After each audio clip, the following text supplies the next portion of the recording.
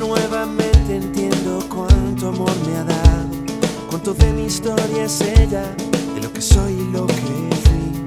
Y aunque a veces la amo menos y aunque a veces me da igual, me vio nacer, me vio crecer, esta tierra me verá morir, porque llevo un poco de Quito en mí.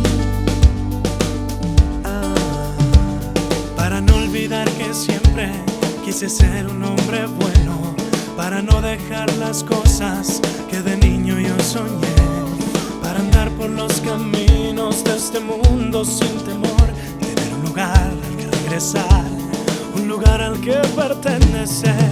Llevo un poco de Quito en mí, yo llevo un poco de Quito en mí. Tierra de luz, hija del sol, eres de azul, la novia de Dios. Hijo de luz, escucha tu voz.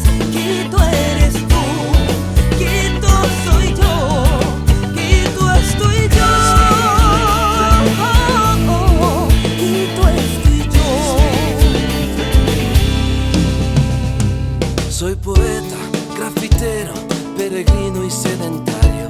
Soy de tiempo de cometas, de aguaceros y café, cuando el sol tiñe de sangre el cielo en cada atardecer. Solo quiero ser, solo puedo ser lo que Quito quiera ser de mí, porque llevo a Quito en mi corazón. Por mi hermano, mi vecino, mi colega y mi compadre.